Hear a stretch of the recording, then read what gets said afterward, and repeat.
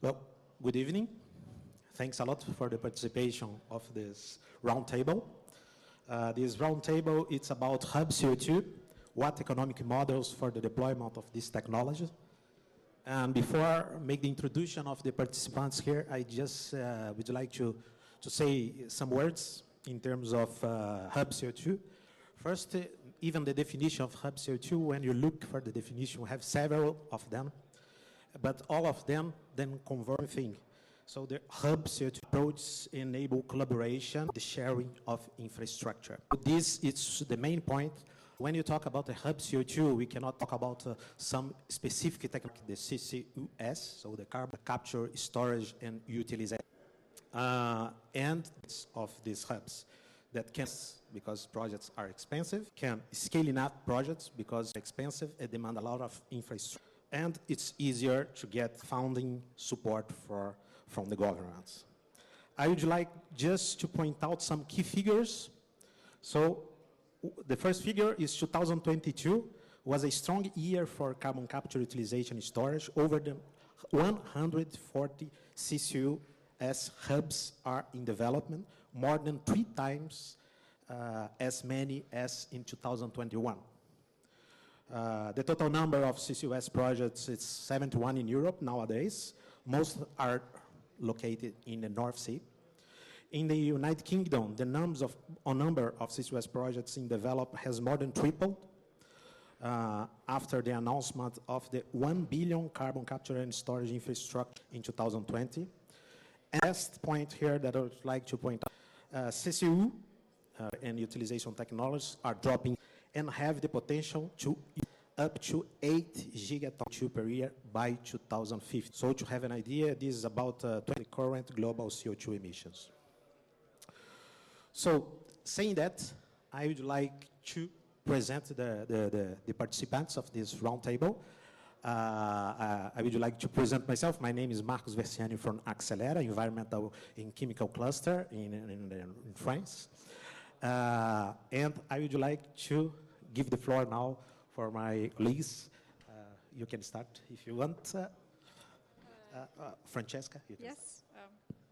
Yes, hello. First of all, thanks a lot, Marcos, for hosting this session today. I hope we'll give you some more information about what we are doing within CCUS. My name is Francesca, and I'm working at Syntef Industry. I'm a research scientist and a project manager. Syntef Industry, for the one of you that don't know yet, it's a RTO, it's a research and technology organization, it's a no-profit organization, and we worked in the forefront of many scientific disciplines. One of these disciplines is CCUS, and in this framework of CCUS, I manage a large project of 40 million euro that is called PyroCO2. PyroCO2, it's a large endeavor that I coordinate together with a team, with my colleagues, and it's all about how we can use CO2 from industrial hubs, as Marco was saying, to make products. So the utilization for CO2 to product is the key aim and the goal of PyroCO2, and we will talk about this, I guess, later during our conversation. My background is in biotech. I'm a molecular biologist, and I've been working, besides PyroCO2, I'm also working on many different projects when it comes to the development of sustainable solutions using biotech for producing chemicals and materials as well. So this is about me. Thanks. Great. Thank you. David? Okay, good afternoon, everybody. So you will recognize that I'm French. As the company that I'm representing. So I'm working for Vicat. Vicat is a cement company. It's the last French cement company today, and we have 5 cement plants in France and 11 in the world. So the company has been created in 1853. So it's a very old company, so very experienced company that is particularly oriented to innovation. I say innovation because CCUS is still innovation, even if we have industrial models that are starting to grow. Yeah. So the CO2 for a cement plant is very important because we are emitting a lot. I think for the world it's 7% of the total CO2 emission is coming from cement plant. So in France it's less, it's around 2% or 3%, but it's big, it's the same as aviation. So Vicat has started to decarbonize its production since many years. It didn't start the last awareness of the world for decarbonize the cement plant because the CO2 is coming from two parts in the cement world. One part, about 1/3 of the total, is coming from the combustible, the fossil energy that is burned. It's a lot of coal. It was a lot of coal because we started to switch from the coal to biomass, to waste, to a lot of circular energy that we can use. The goal in France is to have 100% of other non-fossil fuels in the cement plants, and the 2/3 of the CO2 from the cement plant is coming from the reaction, so the process. That's why it's called fatal CO2, and that's why we need CCUS technology for decarbonizing the cement world. And today, all the models give around 45% of the total effort of decarbonization will be in CCUS model. So that's why Vicat is investing a lot of time and soon a lot of money for putting in place big industrial projects for massive decarbonization. And so I will tell you more after. Okay, thank you. I start with Sintef. You mentioned about the Pyro CO2 project. So a transformation of CO2 that you transform in order to produce acetone. First of all, can you tell a little bit more about the project and mainly how this project can integrate with the hub? Because I know this project is done in a hub called Eroya Park in Norway. So you can explain to us a little bit how it works in terms of the hub CO2 and the project Pyro CO2. Absolutely. So the Pyro CO2 project, I will start with saying that it's funded by the EU Commission. It's an EU project, meaning that it has to comply with the regulation and with the mandates of the Green Deal specifically. It was one of the first projects that was funded by the EU Green Deal mandates and is following the same aims. One of the aims is to decarbonize industry. One of the aims is to create an industrial symbiosis, meaning that industry working together towards the common goal of utilizing CO2 for making something, for making a product in this case, which is acetate. So in the Pyro CO2, we take care of the whole value chain. It's a complete value chain that goes from capturing the CO2 from the industry, having it ready to be processed in the first core of the project, which is a biotechnological core. So we have microbes, we have fermentation that can take the CO2 and then transform it into one product, then another product, which is then converted chemocatalytically into a variety of different end products, which are acetone to start with, but then even more valuable than the acetone itself.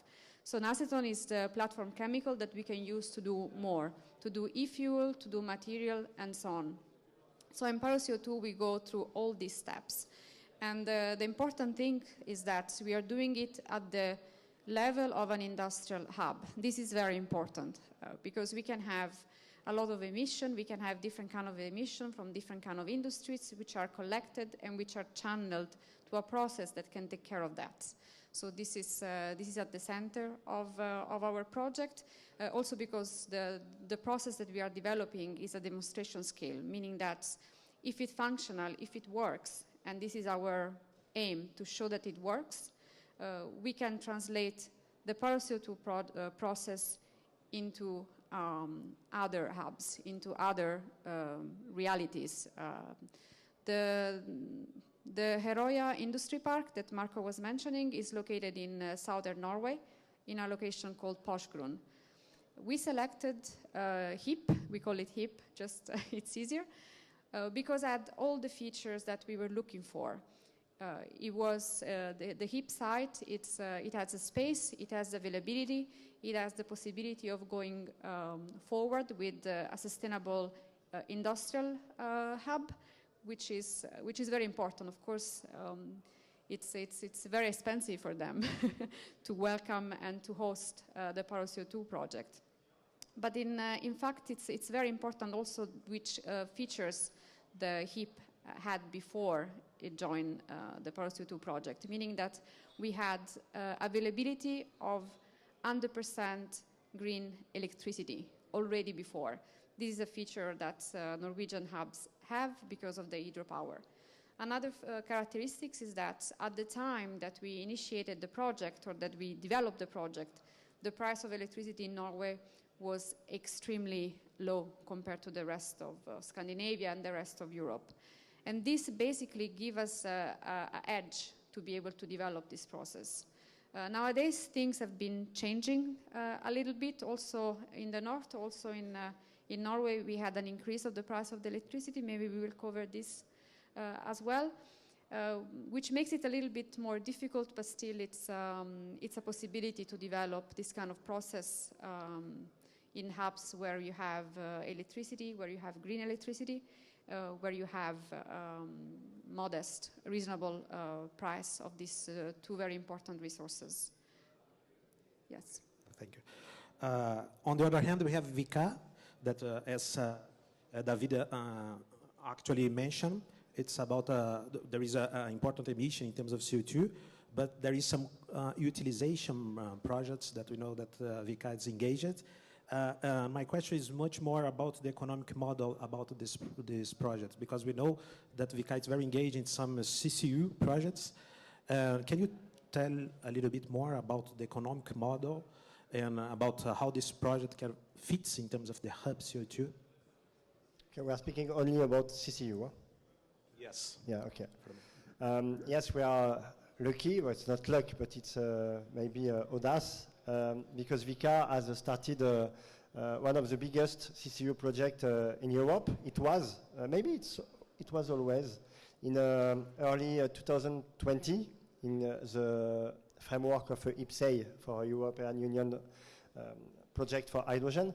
So it was a project, it is a project for producing e-methanol, that means methanol from electric grid using hydrogen. So this project is very close, the study is very close to here because it's in Montalieu, it's maybe 50 kilometers from here.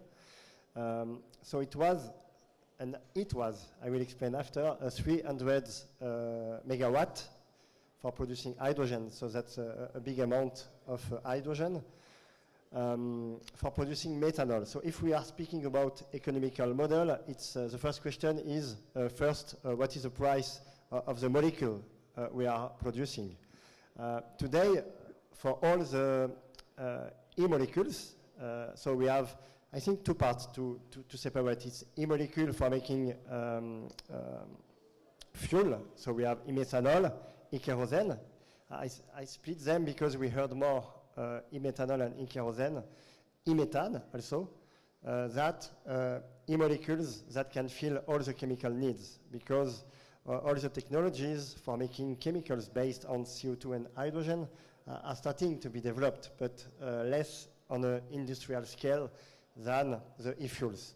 Because today, if we had plenty of money, we could make for 2030, we could make gigaton of projects. We could. The technology is existing, but it costs still a lot.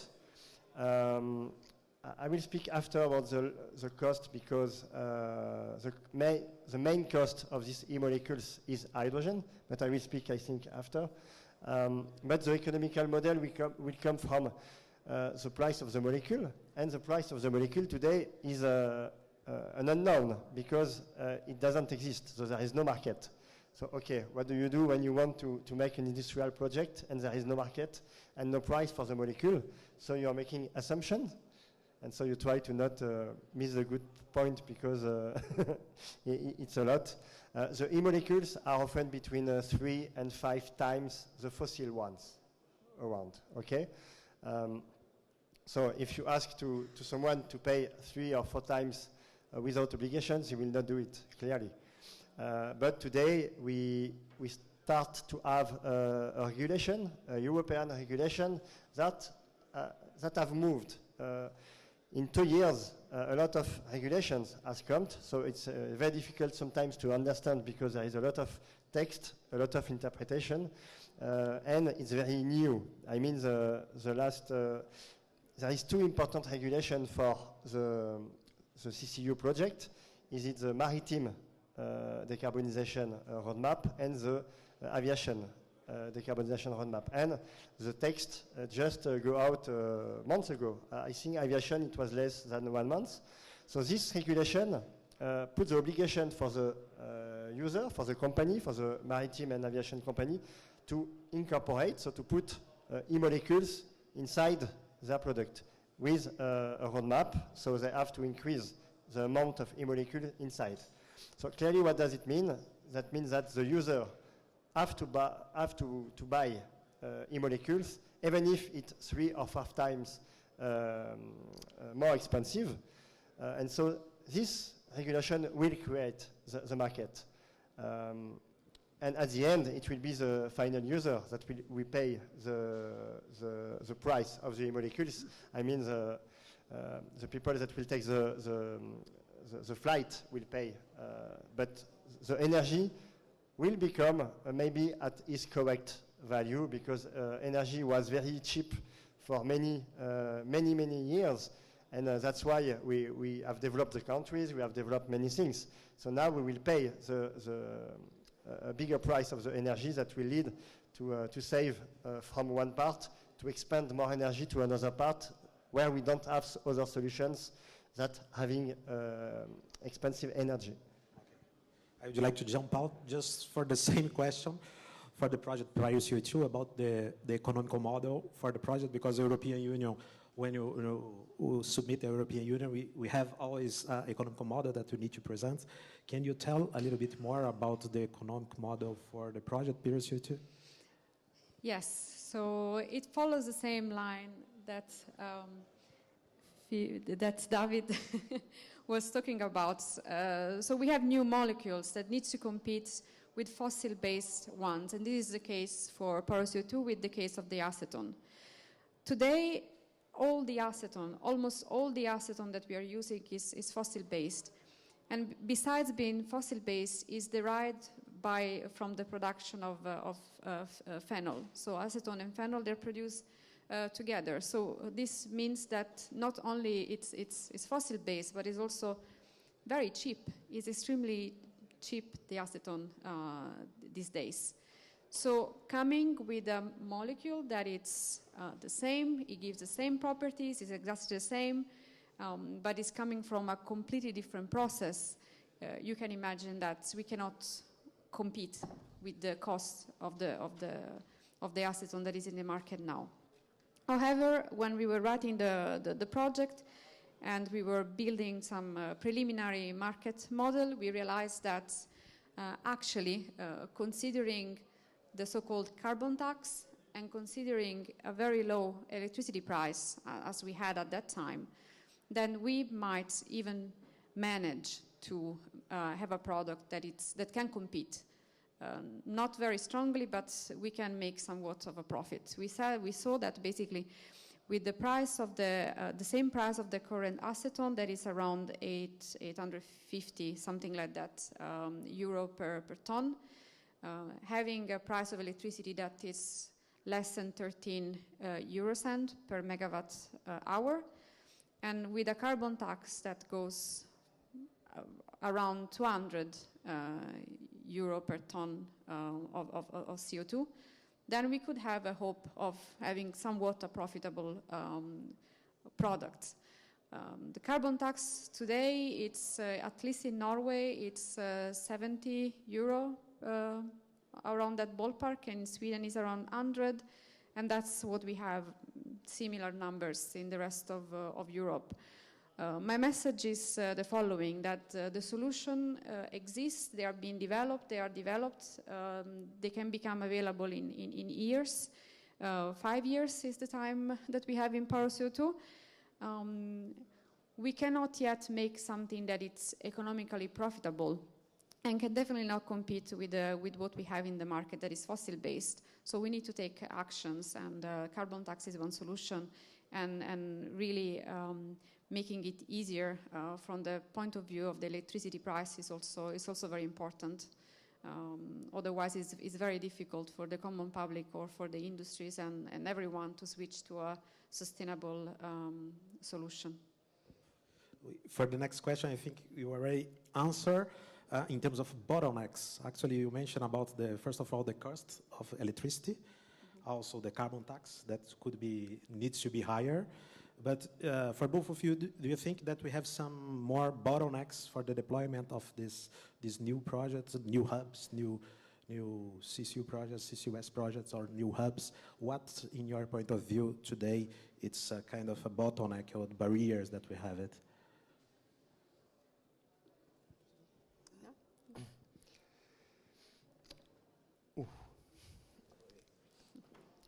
There is a lot of bottleneck for this project, and it's not easy to go. But first, I realized that I forgot to tell the name of the project, and that's a mistake for starting. So it's a project Innovi, the project that will produce e-methanol. The name is Innovi, and we are developing this project with MIX.E, that is the hydrogen affiliates from EDF. So now it's said. So the first bottleneck is the regulation. I spoke about the good regulations that give obligation of incorporation of e-molecules inside the fuel. But there is also other regulations. So the name is called Acte Délégué RED 2. And that's normal as this part. They give an emission factor to respect.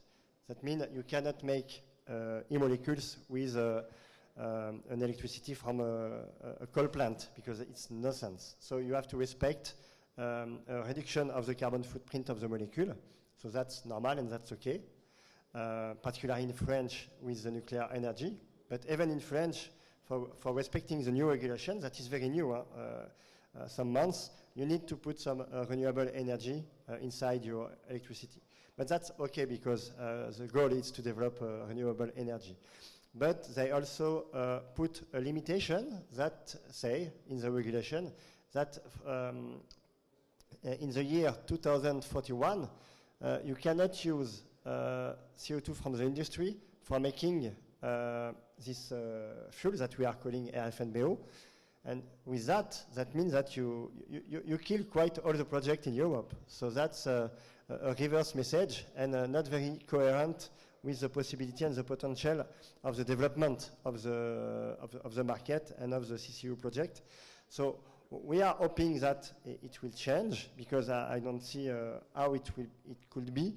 But in this time, we have decided to reduce a little bit the size of the Innovi project at the size where we will use biogenic CO2 to produce e-molecules, because in this case we can, because we are using biomass and all as a fuel in the cement plant. So we have 20% of the CO2 that is from biogenic energy. So we will use this CO2 from biogenic origin to make e-fuels. And so we are now obliged to with the rest of the CO2 of the cement plant. So Montalieu is around 1 million tons of CO2, so it's the biggest cement plant in France. So we are now presenting a project that is the total decarbonization of the cement plant, so 1 million tons, so it's not less. So with a big carbon capture of 1 million tons, so we will have 169 kilotons a year for methanol, and the rest will go in a hub, a CO2 hub, that we are starting to work with other partners for sending the CO2 in storage.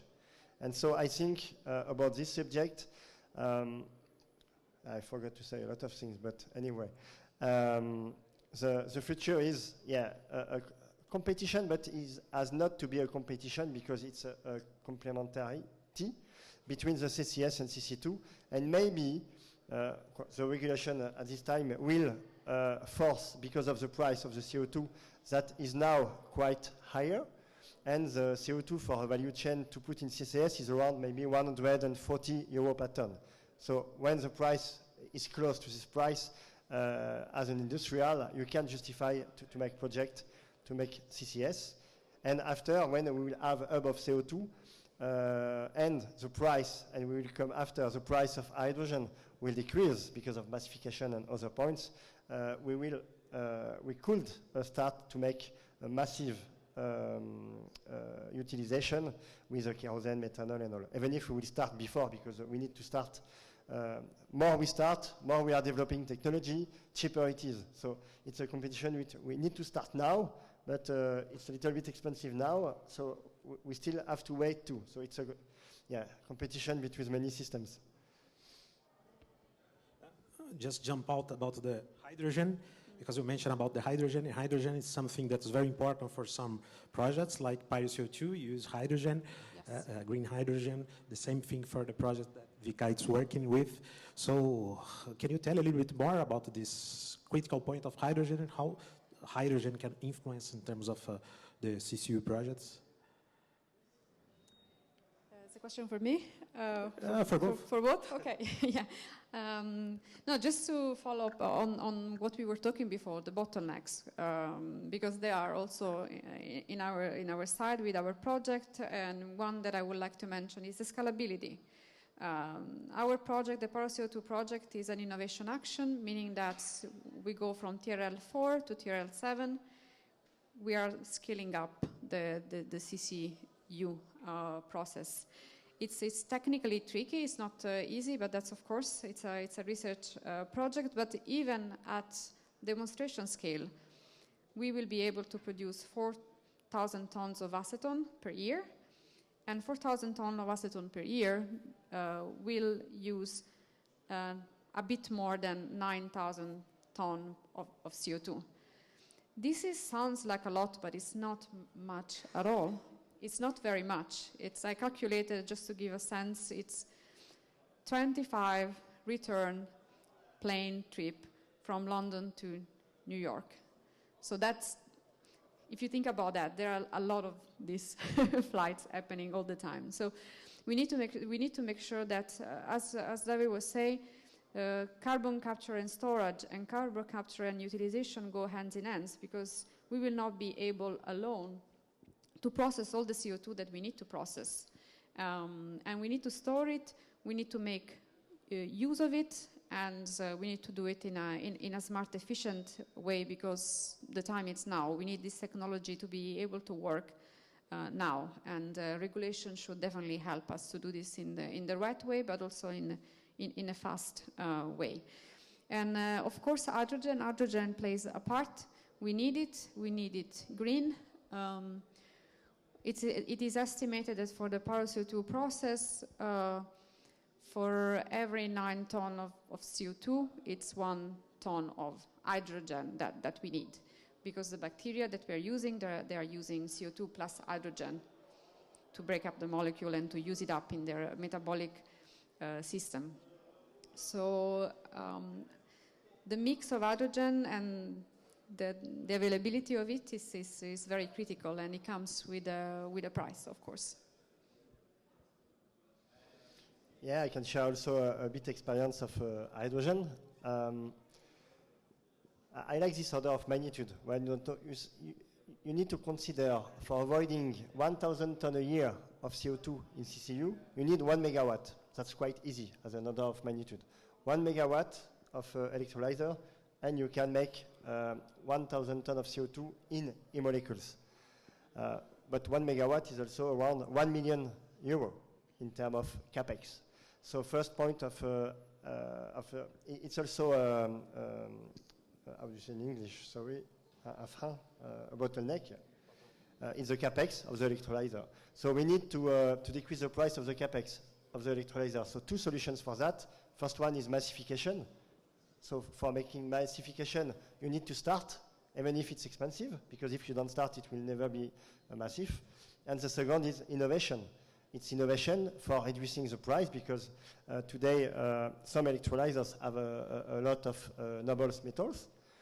And so you need to remove these noble metals to decrease the price. But even if the capex is very expensive, it's nothing compared to OPEX. In order of magnitude, you can consider that 70% of the price of e-molecules, e-fuel, is coming from the hydrogen. And on this 70%, maybe it's 20% of capex and 80% of OPEX.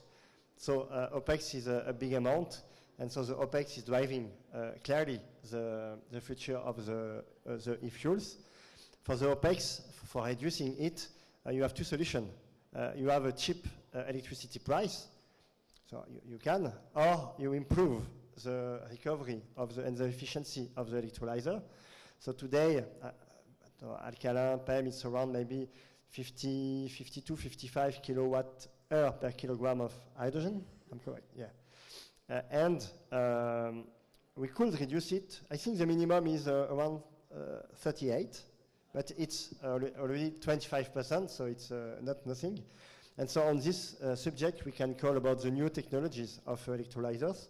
For example, VICA has invested and is a technological and industrial partner of Genvia. So Genvia is a spin-off of the CEA that will produce in France the first SOEC electrolyzers. So that is electrolyzer systems that is using steam compared to liquid water.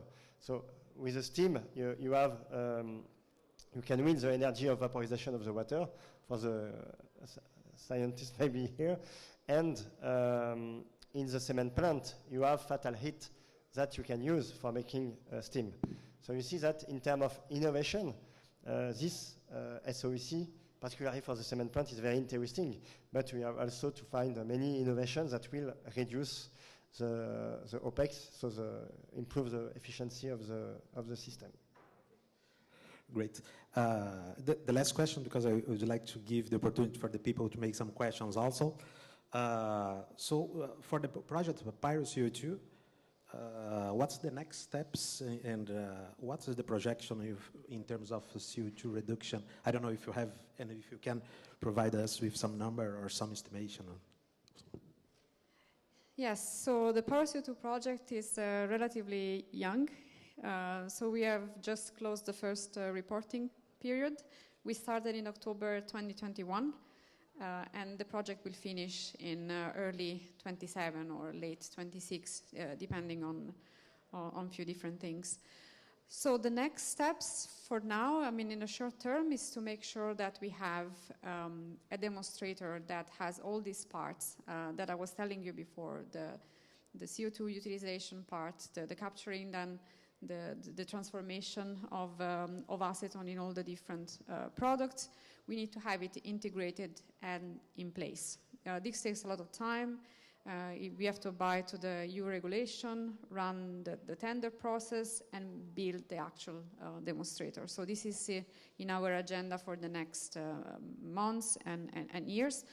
But if I look a little bit ahead, beyond these technical hurdles that we are facing now, is that we really want to have a process that works, and I'm really confident that it will. But it also works outside of our hub.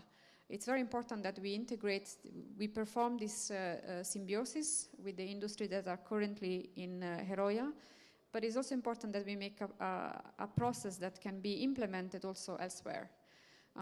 Elsewhere meaning in other industry hubs that have CO2 that can be then transformed into chemicals and products. This is not trivial because every hub is different. They have different requirements. Geographical location are different. So we need to make sure that what we are doing then is of use, not only where we are in Norway, but also in the rest of Europe, France, for instance. It's a great candidate. Yes. And you were asking me some other question about Actually, it's about the projection of CO2 in terms of what expectation of the project in terms at the end of the project in terms of reduction of CO2. I said it before. Actually, we have the possibility of using up 9,000 tons of CO2 for the production of acetone, 4,000 tons of acetone. Unfortunately, I think that we will not hit this very big target because the price of the materials nowadays, with all this what is happening, put us in the limitation of not having a plan that is as large as we envisioned. We have a budget, so we need to comply to what we have.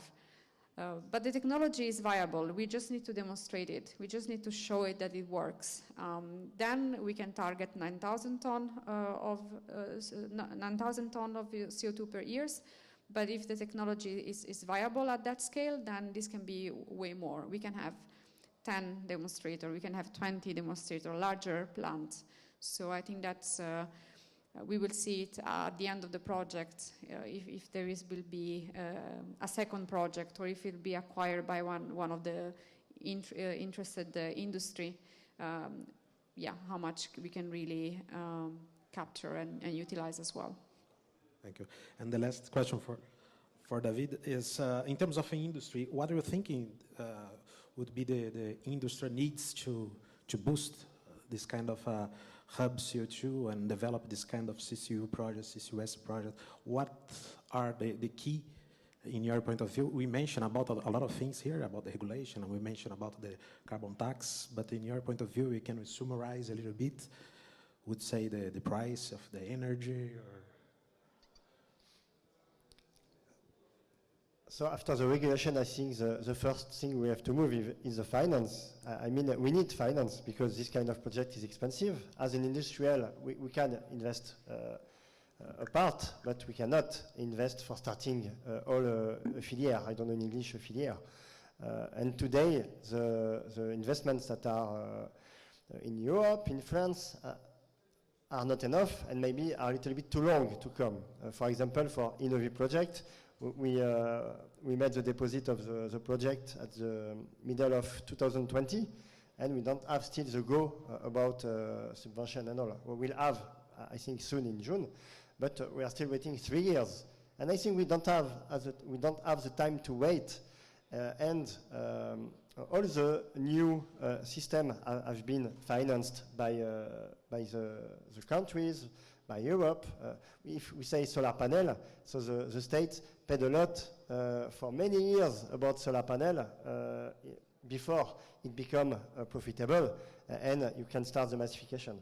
And I think decarbonization cannot wait, and it's quite easy to decarbonize industries, but you need investment, massive investment, so you need a very big action from the French government for us to put this system, because it's we cannot invest this kind of money, particularly in a cement plant, because it's too much money for the cement business, but I will not share all the details. Thank you. Now we go for question and answer. So we have questions. Okay, we have a maybe. Otherwise, I can. We have one extra here. Oh, we have one extra here. Yeah, you can use. They have it. Hi, I'm very glad to have heard all of these technologies being presented to us. I'm currently a student in chemistry, materials chemistry more specifically, and so I was wondering, in the process of capturing CO2 through the process, do you integrate the fact that the acetone that you're producing afterwards is potentially going to be used for a process that is going to regenerate CO2? And that whole life cycle of CO2, how it becomes balanced in the long term, because I do understand that everything that is being developed are strategies that are going to be able to capture or kind of get that net zero CO2 balance that we want, but does it have like a, I don't know how you say effet? It's that kind of like bad effect that comes from the good technology? Yes, that's a good question, and that's somewhat the point, what he was saying about the biomass. So there are different things. So you have the biogenic CO2, that is the CO2 that is actually derived when you burn biomass. Then you can use that, and you can channel it in capturing utilization for producing e-fuels, for instance, where you have a release of CO2. which is biogenic nonetheless. So you kind of close, quote unquote, the circle. When it comes to the fossil-derived CO2, if you channel it to e-fuel to burn it again, then it's like a temporarily, you hold the CO2 temporarily before you release it again, then it wouldn't work. In that sense, then a solution could be to store it into materials. If the material, like for instance some sturdy plastic, can last for over like around 100 years, it can be declared as storage in a sense. So I was saying before that the acetone in PyroCO2 is a platform chemical that can be used for making different things. Among these things is materials. So if you use our acetone, bio-derived acetone from burning biomass, we can make e-fuels, no problem, that's a market. If we don't have this availability, then we can always turn it into materials. This is possible.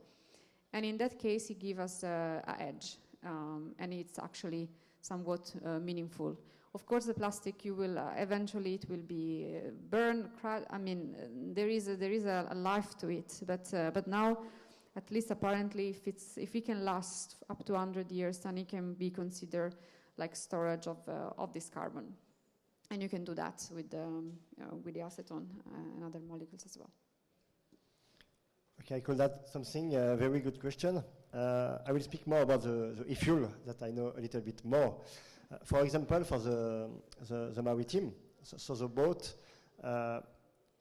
when they will switch in natural gas or methanol, they start also to develop some carbon capture systems that are inside the boat. So you can imagine in 2040, the technology, you will put e-fuels with CO2, never mind where it comes from, and you will have a carbon capture that will take the CO2 and put the CO2 inside the vessel, and after, so a perfect carbon circularity. So today it looks a little bit futurist, but you will say in 10 years it will exist.